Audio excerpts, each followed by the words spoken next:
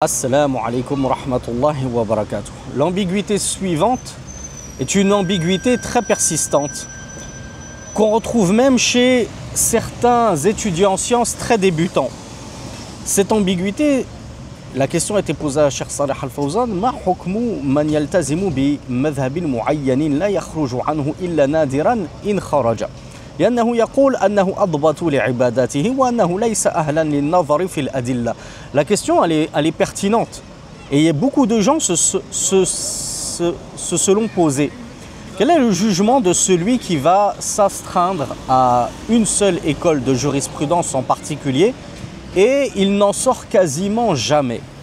Et il dit cela est meilleur pour mes adorations. C'est comme on le dit aujourd'hui en langage de jeunes, c'est carré, tout est codifié, tout est planifié. C'est tellement plus facile pour moi d'avoir le même madhab dans les ablutions, dans la prière et ainsi de suite.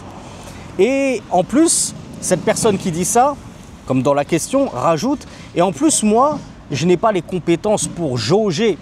Jauger, J-A-U-G-E-R, et non pas juger. Jauger, c'est-à-dire évaluer, sous-peser les adillah, les preuves. Moi, je ne suis pas un talib ilm, je ne suis pas un étudiant en sciences, et encore moins un savant. Donc vous me dites, il faut suivre la preuve. Mais moi, je n'ai pas les compétences, je n'ai pas les acquis, je n'ai pas la science pour suivre la preuve. Je ne sais pas ce que c'est qu'une preuve. Moi, tu me ramènes un hadith, je ne sais même pas s'il est authentique ou pas. Tu vas me ramener un verset général, je ne sais pas ce qui en restreint sa portée ou non. Donc, pour moi qui suis ignorant, est-ce que c'est grave si je suis justement un madhab en particulier? Ça, c'est une ambiguïté qu'imaginez-vous, même certains étudiants en sciences, débutants, je le rappelle, n'arrivent pas à bien comprendre et se trompent sur le sujet. Et on l'a déjà évoqué sur notre chaîne YouTube dans une série dédiée à la madhhabiyya, au fait de suivre un madhhab, fiqh al-dalil et ainsi de suite, selon les paroles de Cheikh Salih, les paroles de Cheikh Sulaiman Narouhaili. Mais ici, regardez comment répond Cheikh Salih Al-Fawzan.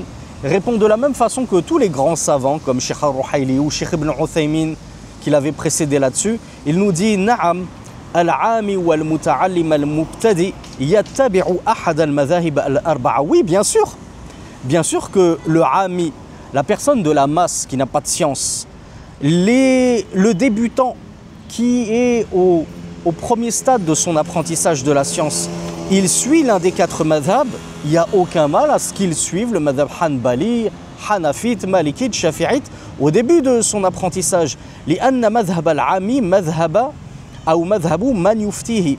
Et le cheikh nous rappelle cette règle de base, c'est que en réalité le madhab du débutant, eh bien c'est le madhab de son cheikh.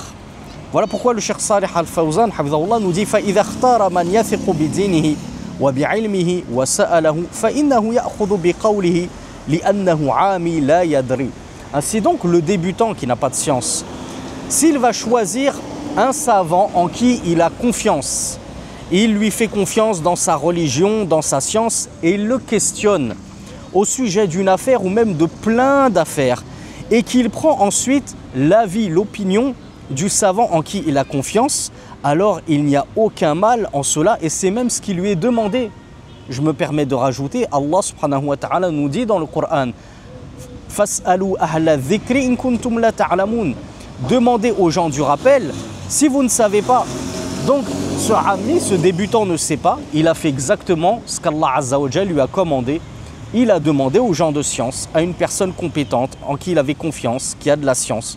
Donc le fait que je demande à l'imam Malik, à l'imam Shafi'i, à l'imam Ahmed, en prenant directement dans leur madhab, ou que je demande à un savant contemporain, cela revient à la même chose. J'ai demandé à une personne de science. Le cheikh nous dit: Amma al-insan alladhi 'indahu basira wa 'indahu 'ilmun fala yas'uhu illa an ya'khudha ma tarajjaha bid-dalil. Par contre, la personne qui a de la science, la personne qui a de la clairvoyance, qui peut se permettre de commencer à regarder les preuves, quelles sont-elles, et les sous-peser, alors le cheikh nous dit, lui, cette personne-là, il ne lui est pas permis de faire autre chose que de prendre ce qu'il a convaincu en termes de force et de puissance de preuve. هذا والله أعلم وصلى اللهم على نبينا محمد wa akhiru da'wana anil hamdulillahi rabbil alamin.